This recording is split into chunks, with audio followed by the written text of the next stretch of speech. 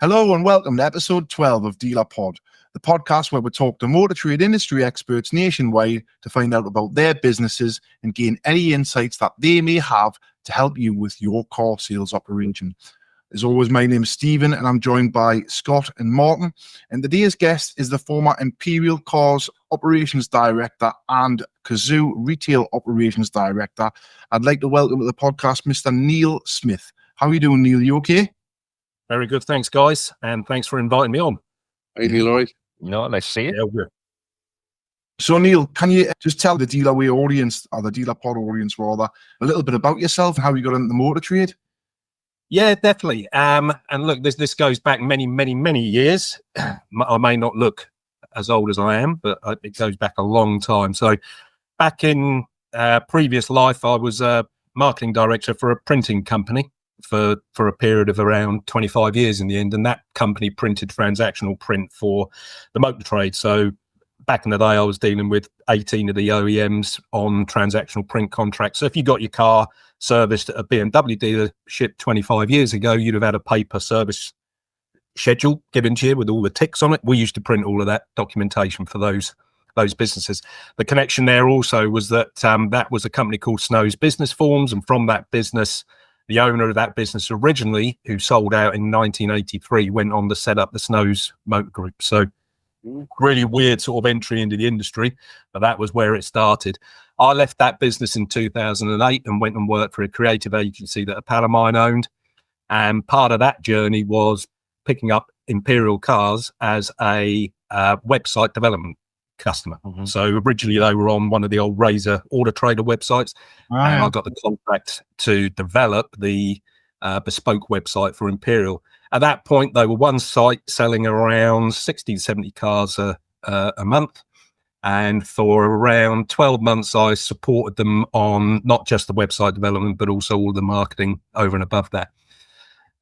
2010 made the decision to jump across from the agency and work full-time for Imperial at the point that we were just taking on the second site, which was Portsmouth, which was an ex-Nissan site.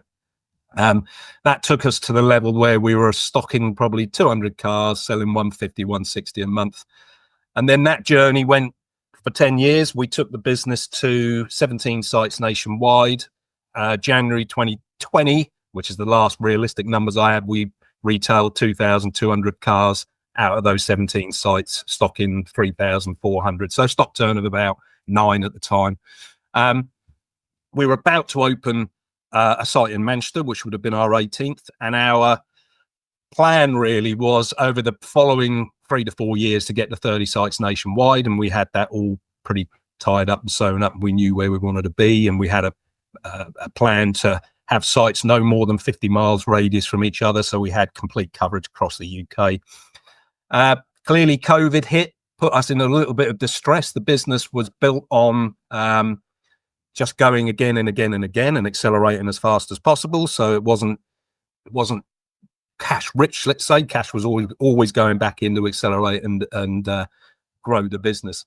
So COVID hit, and like everybody, we hadn't got a clue how we were going to come out of COVID. Nobody had, and we were putting projections together for the bank, and we were just finger in the air stuff. So it was clearly a difficult time.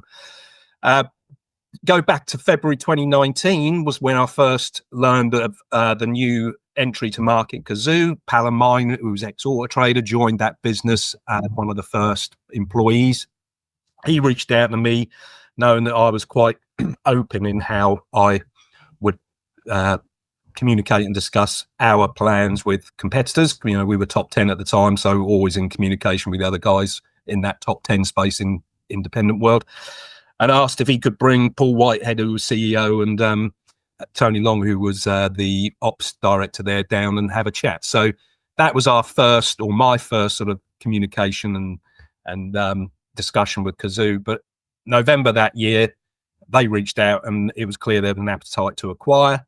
COVID hit, stalled it a little bit, but long story short, acquisition happened in July 2020. We moved as many of the staff across as we could. That was right to move across, considering the difference in model. And I was retail ops director there, responsible for handling the initial, really the conversion or the transformation of our existing Imperial sites in the Kazoo collection centres. That piece of work finished late October. We shut our last Imperial site for renovation, which was Falkirk, and it was clear at that point, from really that point on, there was no role for what we would all understand as a traditional retail ops director, because the retail model there didn't exist other than online. So agreed an amicable exit, took a few months out, and then set up the consultancy. I'd built up a very good network over those 10 years within LinkedIn and with the industry as a whole. So leveraged some of that. Weirdly got contacted by the biggest used car retailer in the Baltic states, and I still consult for them now on a monthly basis, work with those guys. They've got sites in Lithuania, Estonia, Latvia, Poland now as well, and all of their sourcing's done out of the Netherlands. So interesting operation, and still working with those guys now. And you know, the consultancy really just, I'll work with suppliers, startups, lenders, warranty companies, but predominantly with dealers, and taking dealers from 50 cars stock levels and working with dealers with up to with thousands of car stock levels. And that's across the piece. So from an operations perspective, at Imperial, I was involved with buying, sourcing, pricing, preparation, marketing, IT, web development, sales, etc. So I can have a relatively good view across the whole operation. That's me. In a nutshell. In a nutshell. Yeah, quite a big nutshell, but yeah. A quick message from our sponsors, DealerWay. Attention, DealerPod listeners. Do you want a better, quicker, more profitable way of trading out of your part exchanges or overage stock?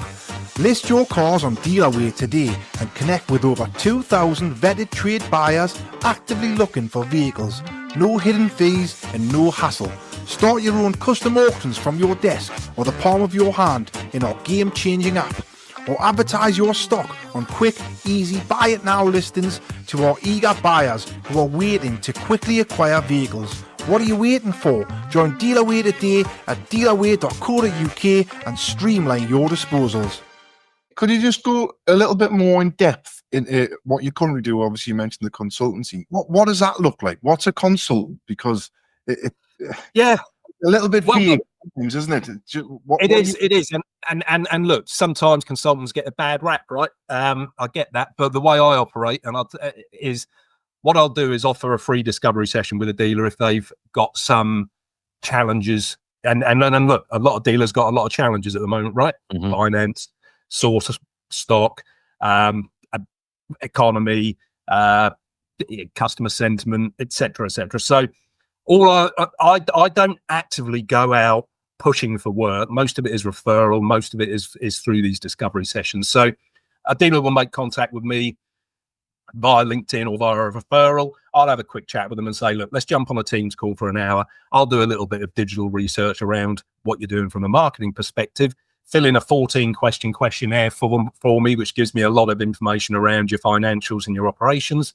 And then we'll jump on a call. It's a 1 hour free session. I'll talk through some of the areas I've seen that you could improve just from this first overview of your business. We'll talk about some of the challenges you want answers to, what solution you're looking at, what solutions are out there to help support some of the issues you're having. And that may be tech solutions or process, sometimes people. A lot of the time comes down to people.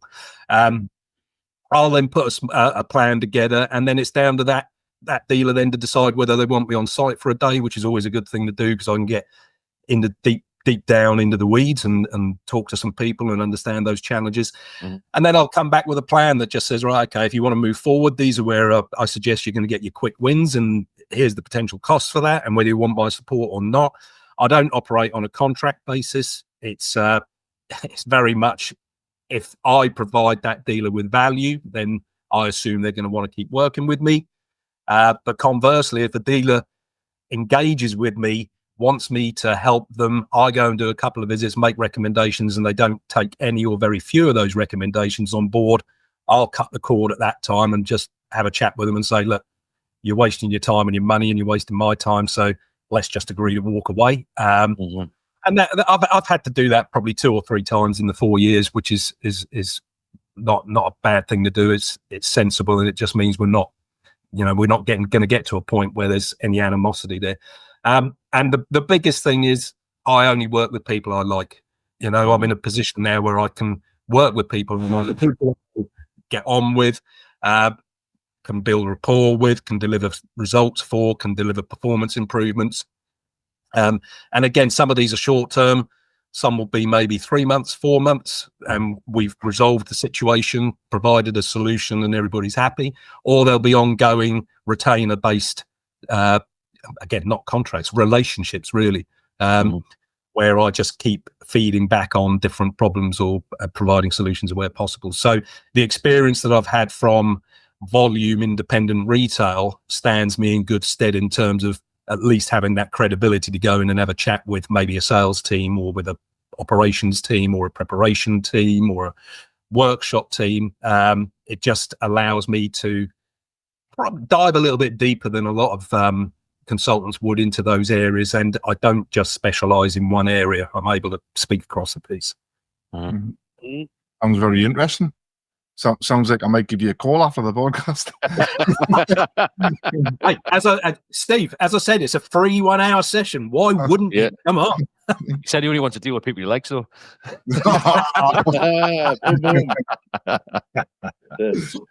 So what would you say? What would you say is? I would sort of put it as like a most common sort of challenge that dealerships have, or is there anything that sticks out?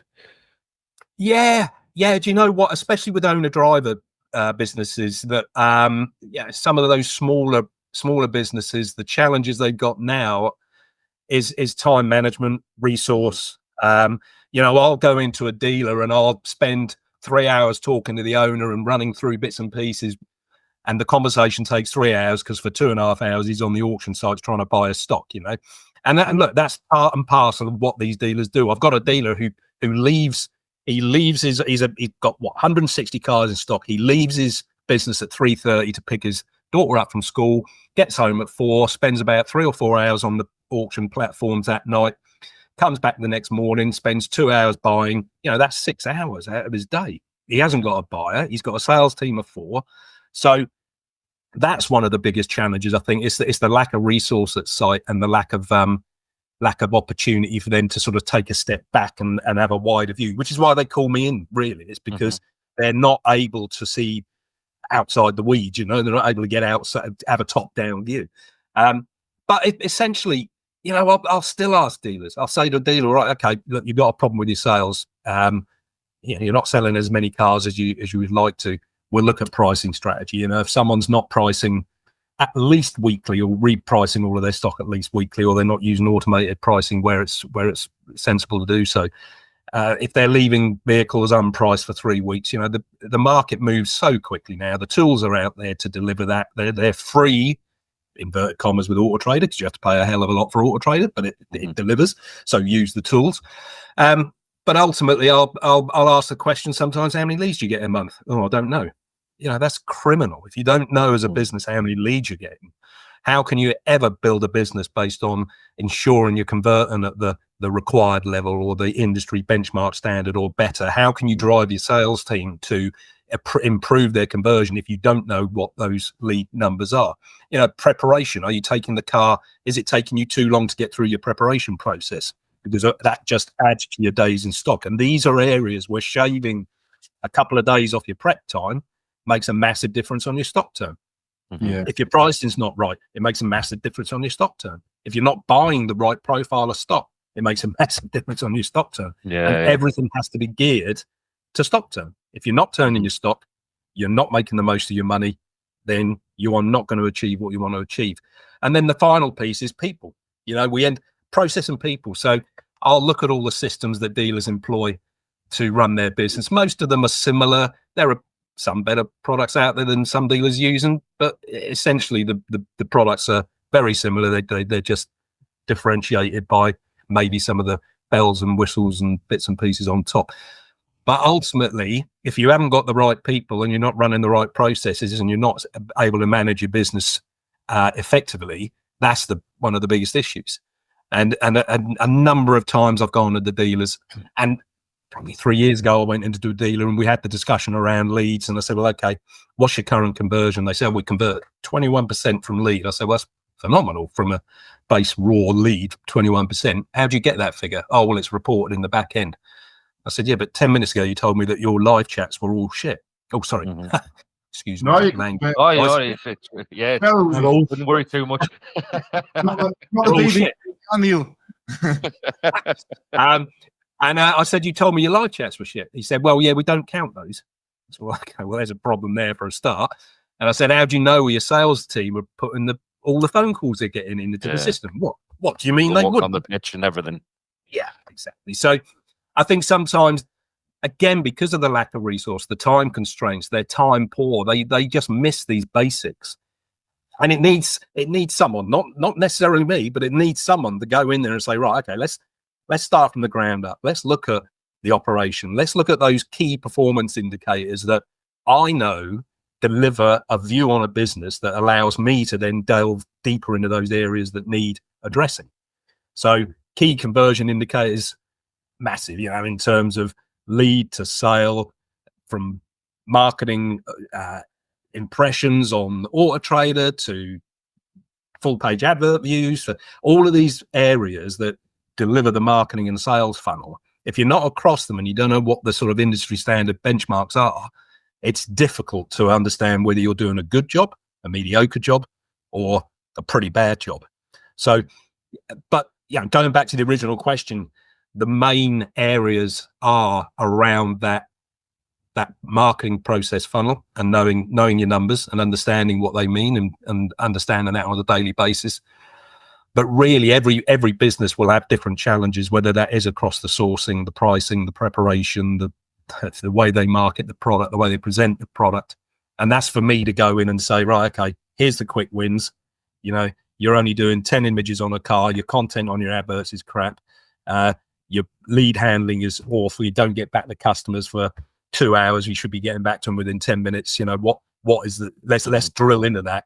Do you need systems to help you manage that? Is your current system paper-based, which some dealers still work on paper-based systems, So there's a myriad of challenges, but a lot of the time what it ends up with is process and people. Yeah. Neil, just to take you back to your days when you first joined Imperial Cars, and you mentioned that, did you say they had 70 car, there were a 70 car site? Yep. Yeah. What did you do? What did you do in specifically then to sort of drive that growth? Well, it was probably around 2012 that we started to really accelerate. 2012, we reviewed our website at that time because we'd had that in play for probably 12 months at that point and decided that it wasn't best in class. So at that point, I made the decision, having spent a lot of the company's money on developing the website we did initially, to say, actually, we've had some use out of it, but it's not where it needs to be when you look at the top players. And then, bear in mind, we were small at that point. So we made a decision. Then I made a decision to go with G-Forces, because I wanted to look at what was then market leading. We took a 2-year contract on that. Learned a lot from that. At the same time, we started to look at Carvana in the States and look at what they were doing, because they were the first proper digital vehicle retailer, and Carvana at that point had, I think, 200 cars on the site. They were doing everything we wanted to do from a presentation point of view. So if you've seen any of my posts over the last year, I've been doing a retrospective, looking back at some of the stuff we did in sort of 2017, 16, 15 in terms of our digital development, and a lot of it is still cutting edge today. We were the first volume independent to introduce 360 spins. We developed our own tech for that. We had 7 developers working on our product, back end, front end. We ended up developing our own DMS from sourcing all the way through to final pro forma invoice, just using a traditional DMS for the accounting and workshop side. everything we did, we started to automate around 2016. We imported catalogs from all the auction houses with all the damage, cosmetic damage lines, and we were able to start to automate the costing of damage. We used pricing insight data to set retail back pricing, and we automated that process to a point where 2018 we were sourcing 2,200, 400 cars, 2,000 cars a month probably at that point, and the system was telling us which cars to buy. So the buying team just had to sanity check it, but then we'd fire out proxy bids and we'd buy the cars we wanted. But going back probably to that 2012, 2014, we came out of G-Forces. We developed our own website again from the ground up, putting all we were the first to put the service histories on there. We were the first to put RAC inspections, test drive routes, 360 spins, factory fit options. So we spent a lot of time developing out that platform, which put us ahead of the game in probably 2014, 15, when the first iteration came out. And we kept ahead of the curve at that point in terms of that development side and working with our own team of developers. I mean, nothing we did was ever finished because you just keep iterating and improving. So we constantly developed that platform, and we won multiple awards in 2015, 16 for our digital presentation, our customer experience, our customer journey. So that's probably the biggest, other than having the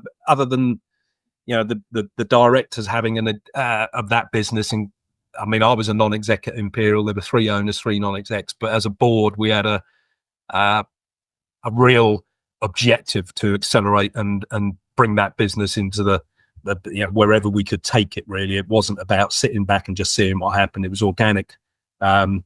It was organic growth. It was acquiring sites that suited our profile. It was acquiring sites that we could open within 2 to 3 weeks of taking the keys and get trading from those sites, backed up by the digital website development and the internal back office systems, including things like our own bespoke CRM. We had a contact management center that everything went into, absolutely everything went into.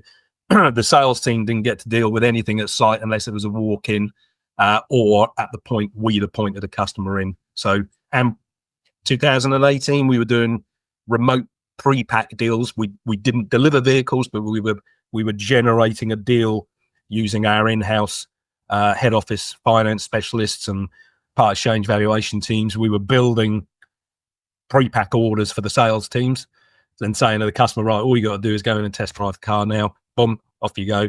And taking a lot of the pain out of the process for the customer, giving them the option to do as much online as possible, and making it a better experience in store, meaning that the sales teams could concentrate on those areas that were more important than just the vehicle sale, which was selling the value of value-add products like extended warranties and paint protection. They could spend more time on that without taking 3 or 4 hours to transact with a customer, because they have got to start from scratch with the vehicle and move forward for the value-add products, at which time the customers got fatigue from being presented with so many options and bits and pieces. So I suppose it was around the 2014-15 that we really accelerated in the digital perspective, and then from then on we accelerated in the physical acquiring sites.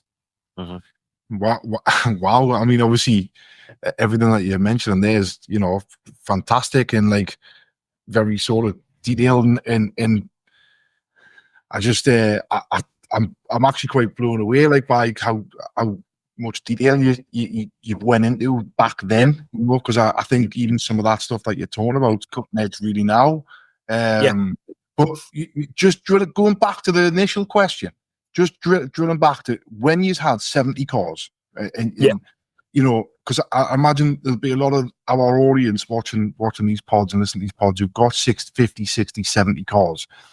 What did the, I don't know the financials, but was there stocking facilities involved? So did they look that time, or did they have stock facilities? How did you them first 6 months? what did you implement to say, right, we need to change in this, in exactly what did you do in those, you've given like a broad sort of thing from what happened over the years. But like, as a dealer watching this, I'm my brain's firing, and I'm thinking, well, how that sounds great, but it's like, wow, it's a lot to take in.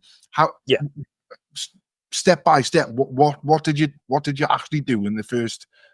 So look, when I joined Imperial, my role was business development manager before becoming the ops director a couple of years later. So when I joined that business, my background within print and predominantly in print was also around quality management systems and processes and process mapping and ensuring that we knew what we were doing at every stage. And that's something I implemented at Imperial initially, because there was a lack of process, which meant a lack of consistency within certain areas of the business. So we implemented processes, we put a quality management system in place, and those process, a QMS isn't just about the quality of the vehicle, it's about the quality of everything we did in the business in terms of the sales process and making sure vehicles were imaged correctly and content. And so just dotting the I's and crossing the T's on that. And it was about making sure that we had a business model that, including funding, including stock acquisition, including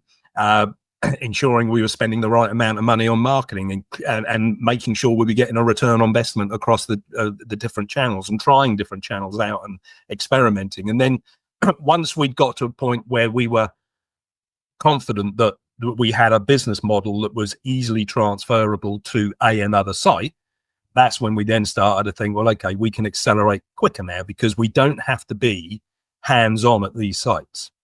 And at that point, we'd had a second site coming on board.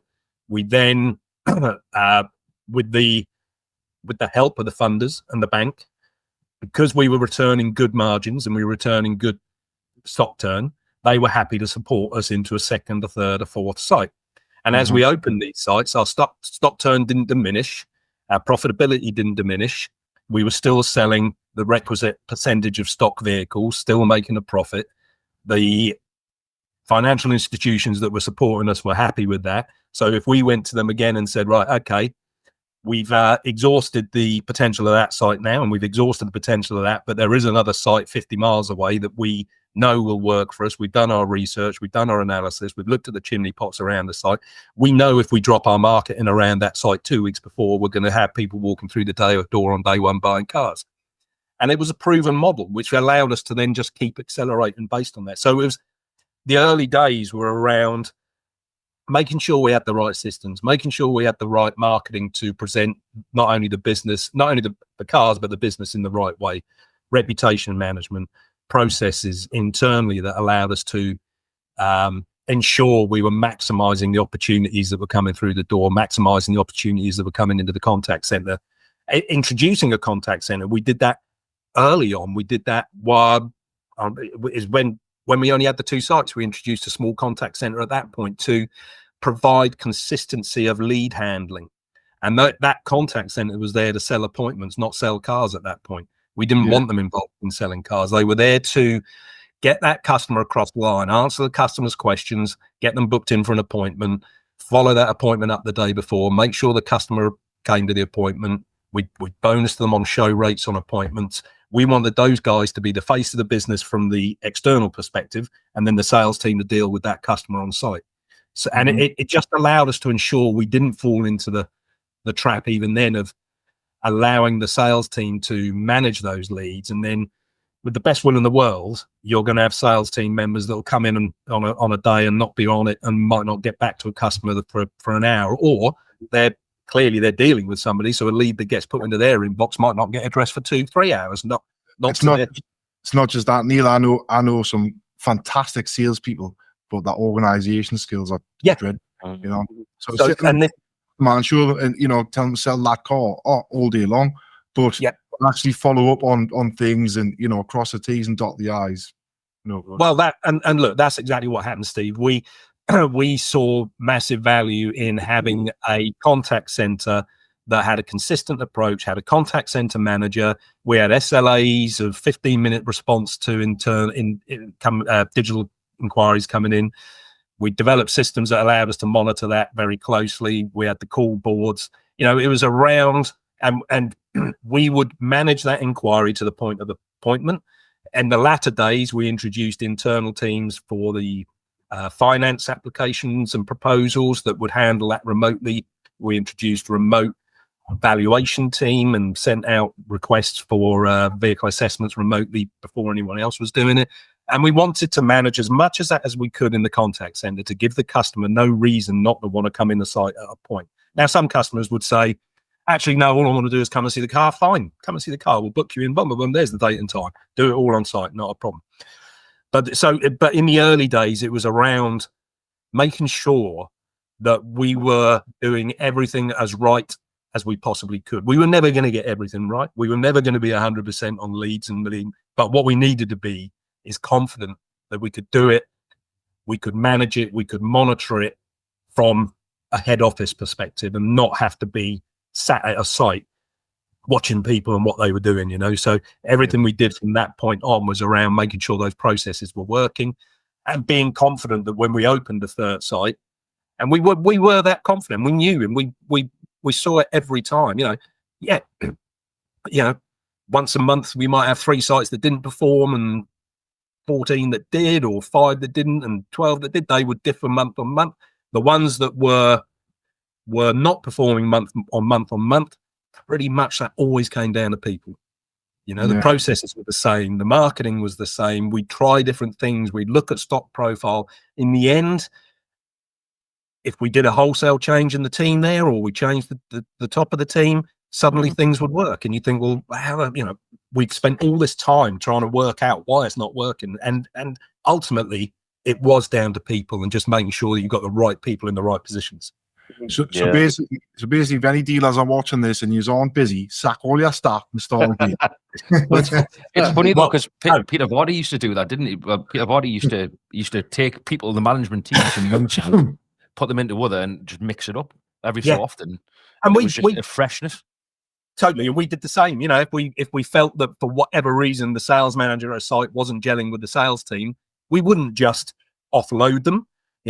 We would do that. We might, because the sites were relatively close, 50-mile radius. We would say, right, Dave, you're at Northampton. You're doing a great job. We're going to parachute you into Milton Keynes, and we want you to go. And we're going to bring Chris from Milton Keynes and put him into Northampton and see what happens. And so, and we had that was the luxury of having those sites. We had training manager who would go around to the sites and work with the teams as well. So any sort of process issues or people issues or refreshers that were needed, that would work.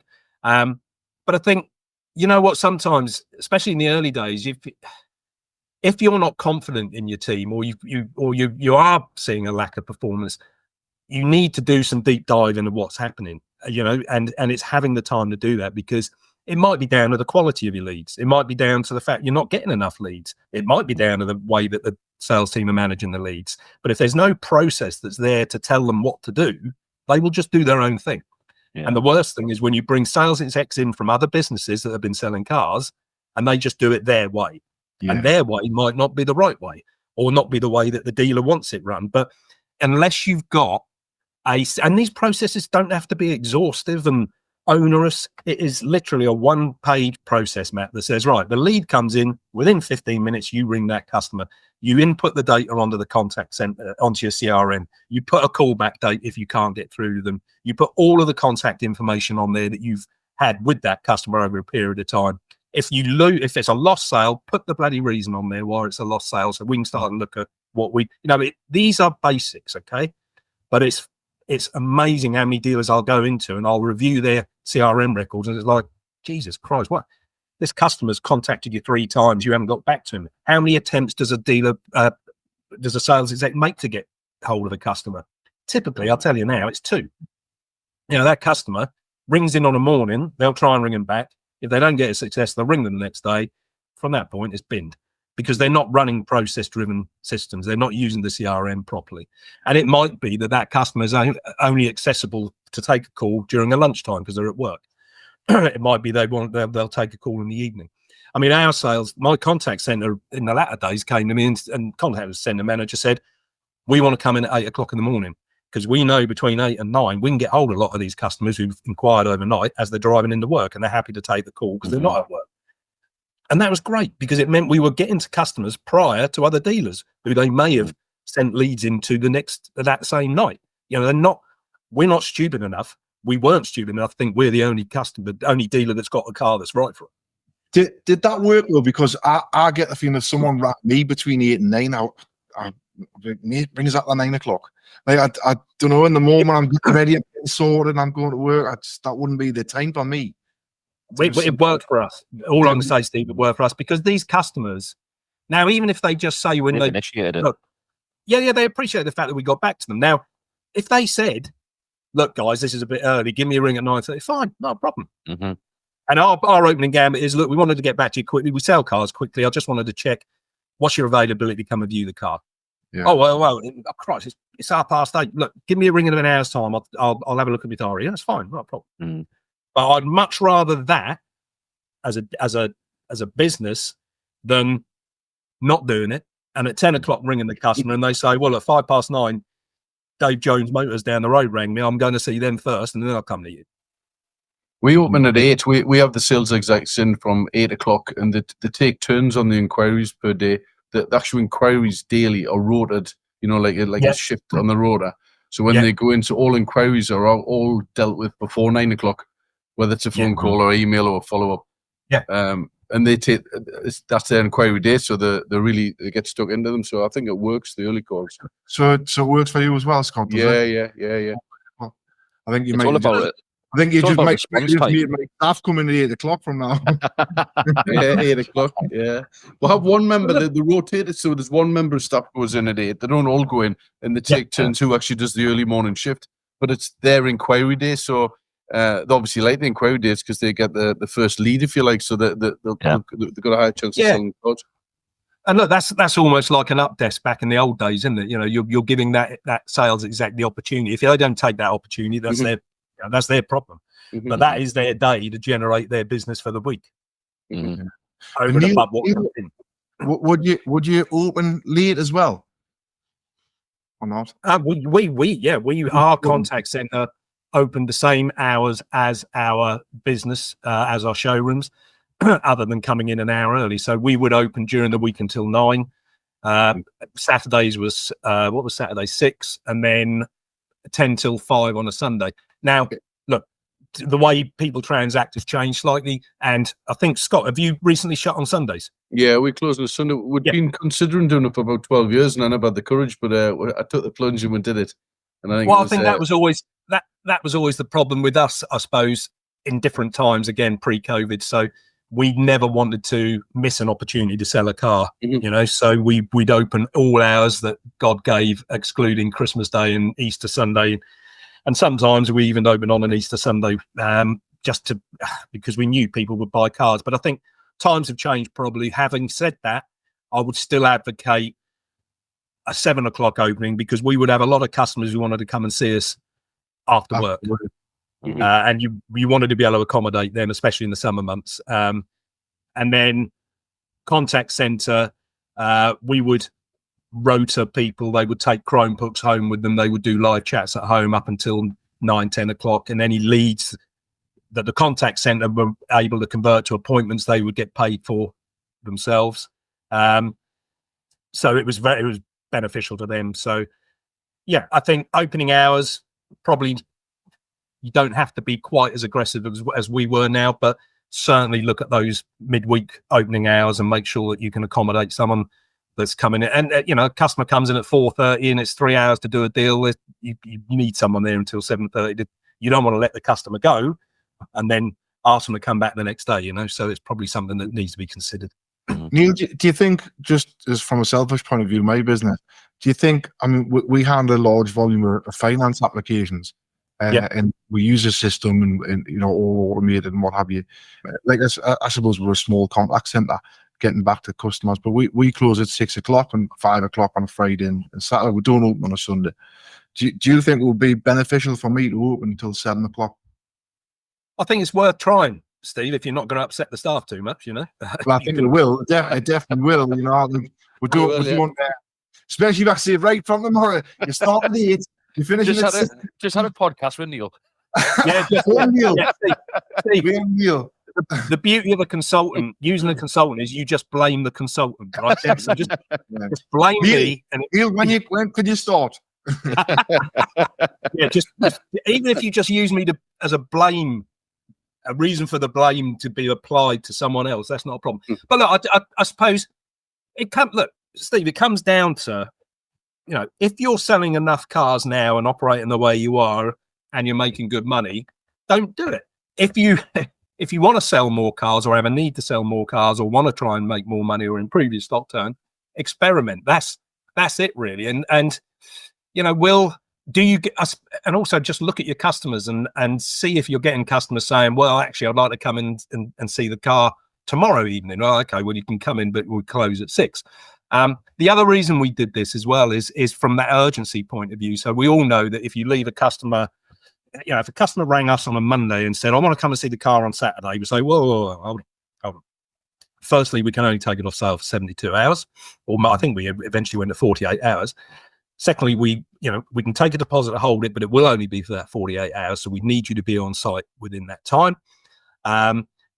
If you don't want to put a deposit down, not a problem. We can book you in on Saturday, but if the car sells in the meantime, which potentially it could, we'll give you a ring. So generate that urgency, right? And then the other part of that was, well, okay, you want to come in Saturday, I understand that, but we don't want you to miss out on this. Clearly it's the car for you. We do open until 9 o'clock during the weekdays. When can you get yourself in? Can you come in tomorrow evening and we'll get you sorted in? So it was about giving the consumer the option to come in earlier, which we wanted to do because we did not want to lose that customer to them going on Auto Trader on Wednesday and finding another car that suited their requirements more and phoning up and cancelling an appointment, So it allowed us to sort of accelerate getting that customer in. It gave the customer an option where they weren't having to waste their Saturday coming to, and we used the other tool was to say, look, Saturday, Sunday, we are extremely busy. It will take us longer to get to you and to deal with you. If you come in on the evening, there's a better chance we're going to be able to get it done for you in the evening. So it was double-edged sword, really. It was trying to get the customers in, accelerate the process, give them an opportunity to come in during the week, ensure we weren't missing out on opportunities. And we rotated our teams accordingly. We'd have team come in at 8, go home at 4, team come in at 12, go home at 8, 9, whatever. So we were able to do that. And then back in the days when weekends were really big, we'd have Friday, Saturday, Sunday, both teams in dealing with everybody that we were pushing through the door. So Neil, can I ask regarding stock acquisition? So obviously in those days in Imperials, it would have been all auctions because there wouldn't have been Motorway and Car Wow, yeah? Obviously you deal and speak to dealers all the time regarding, obviously Motorway, Car Wow and auctions.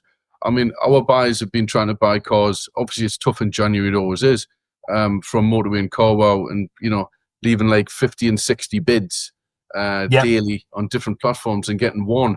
And then when you look and you see how far away you were on these bids and that, like, from our retail, if we were working on a tight margin and we were putting that car on Auto Trader at fair price, the top end of fair price, just to try and get a chance, hoping that the market's going to change and it'll right itself when you add your spec and blah, blah, blah. And these cars are going through, and we work on a tight margin, and these cars are going through like just close to retail. They're more like Auto Trader retail, what they're achieving.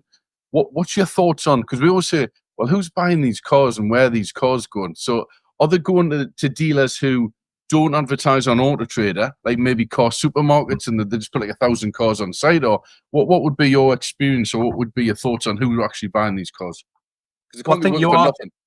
No, that's right. And look, if you look at our model, certainly in the later days, and it exists in the large, used car independent retailers now, it was about turning the stock with minimum margin in the metal and then making your money on the VAPs, the value add products, and the finance. Right, that's changing because of the finance restrictions that have started to come in and reduced commissions and bits and pieces. But I suppose the volume independent retailers will still buy from those channels because they need volume. So if you're a small retailer, you've got a lot of options, but they're difficult to manage now, I think. So, from a small dealer perspective, yes, you can go on a Motorway. Yes, you can go on a Carway. Yes, you can go on all the auction channels, but you're having to log into multiple channels. You're having to sift through a load of crap.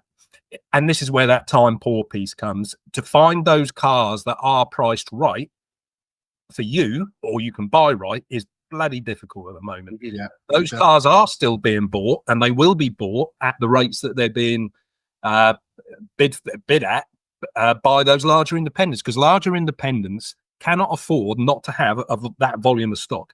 So for us, we had to use channels that maybe we knew we were getting a raw deal on, but we had to buy volume. So every day we had to buy 75 cars, for example, while through a working week.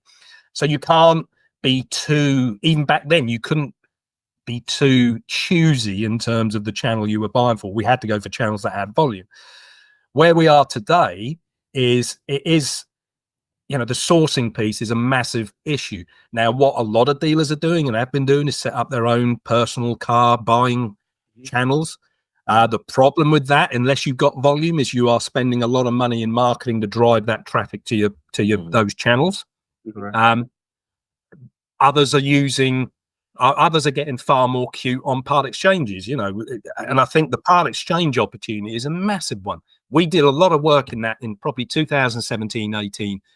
We had a banded valuation on the screen like everybody else had at the time from 2.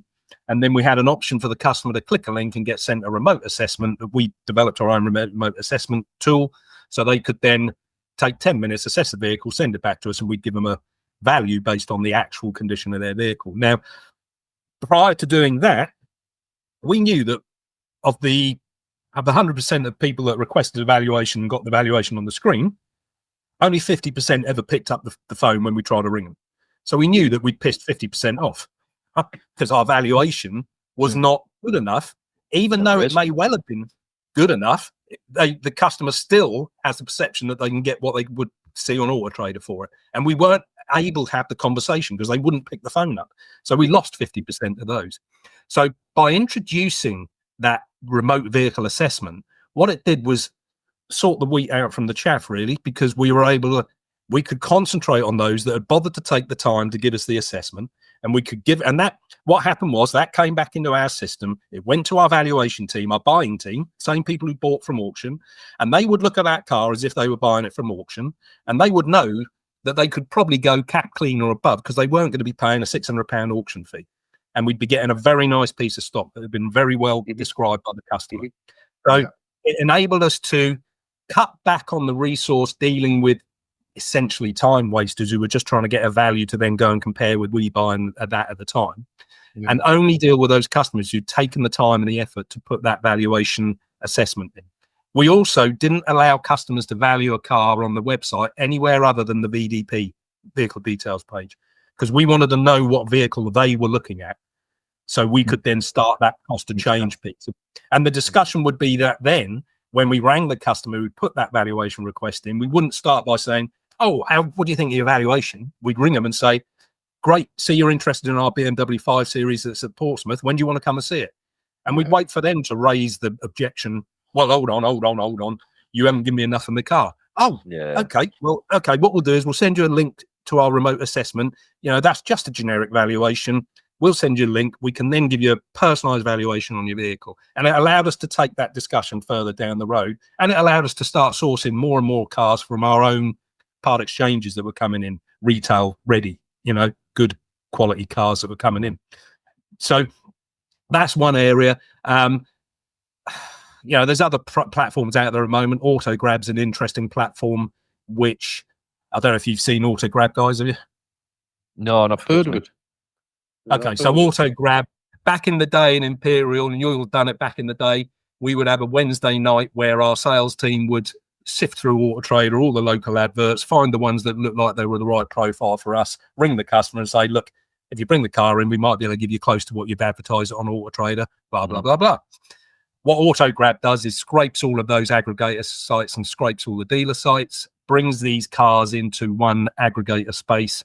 You can then set your filters on it, and you can say, "I want to," they have their own trade value, which is, it's okay, it works. And you can set your filters on there and say, right, anything that looks to be 10% above or 10% below a trade value that's being advertised retail, either from a dealer or a personal customer, Joe Public, alert me to it, because I'll then, and then the sales exec or the sales manager's ringing that customer saying, look, great news. We see you've had this car tells you how long it's been advertised, gives you all the metrics, what it's been advertised for previously. So you can start to sift through very quickly all cars in market. I think they've got something like 600,000 cars on the platform at any one time. Mm-hmm. And you can just ring those customers and say, right, actually, great news is we can get close to what you're asking. We'll take the car from you today. All we need to do is come and have a look at it and make sure it matches the description, and we'll pay you the cash, So it sort of automates that process that we used to run physically back in the day with a team of salesmen on a Wednesday night ringing customers at 6 o'clock.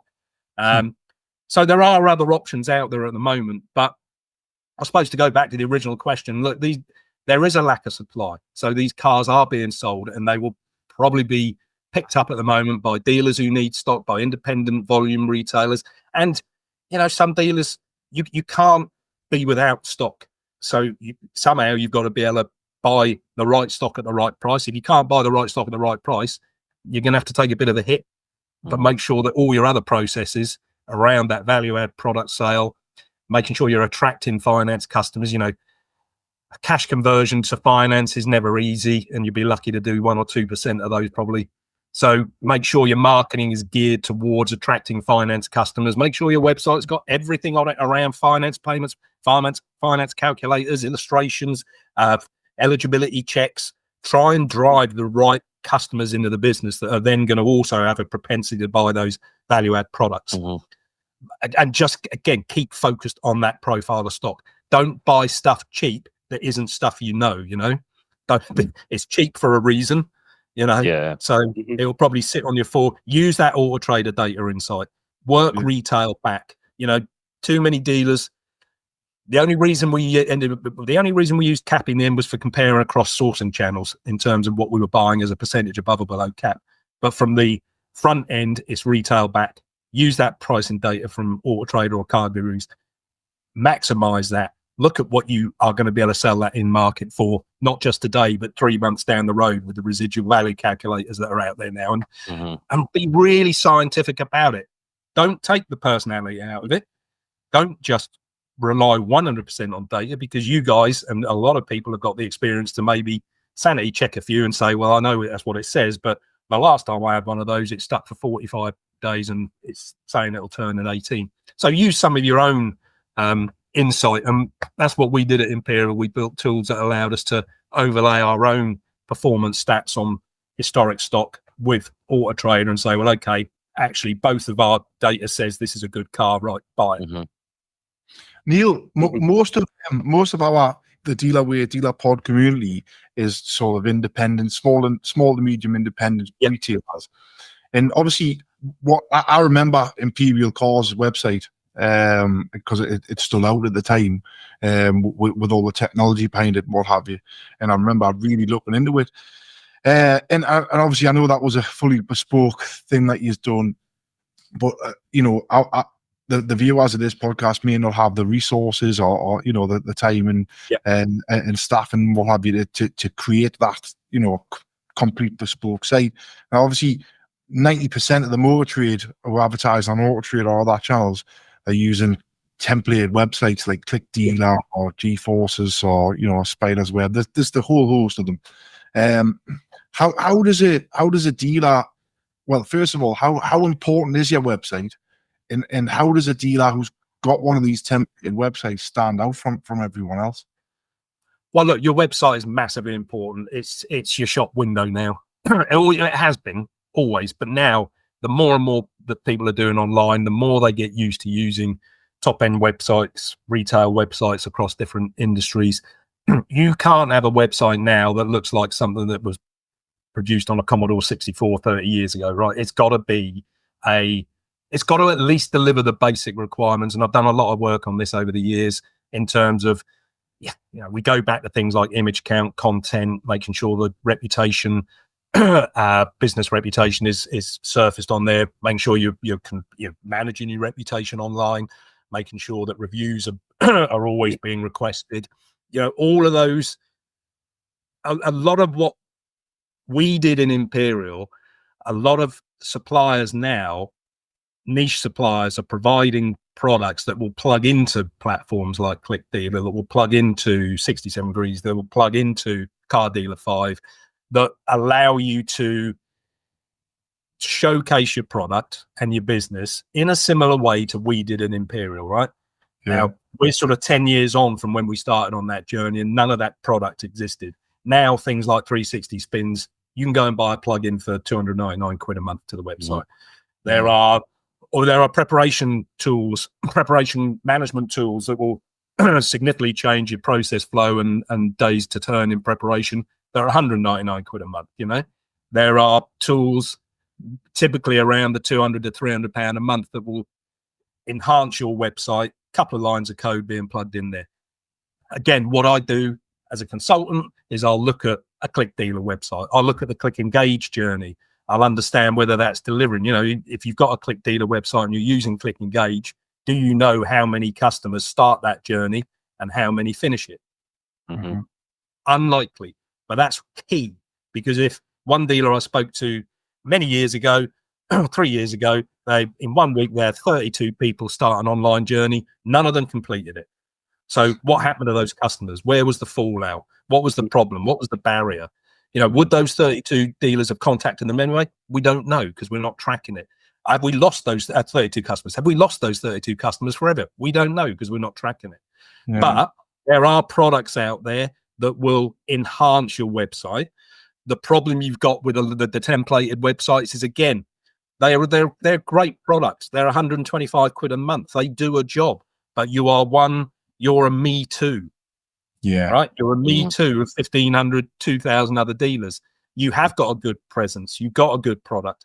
But if you want to go one step above and enhance that, then you're probably going to have problems getting some of that product initiated on the website, because these guys are supplying templated products. They haven't got a huge amount of resource to start doing little tiny bits of bespoke work.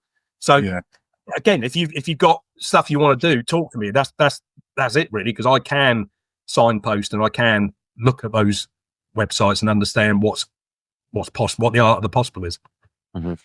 Neil, I know you're conscious of time, so I think we might wrap things up there.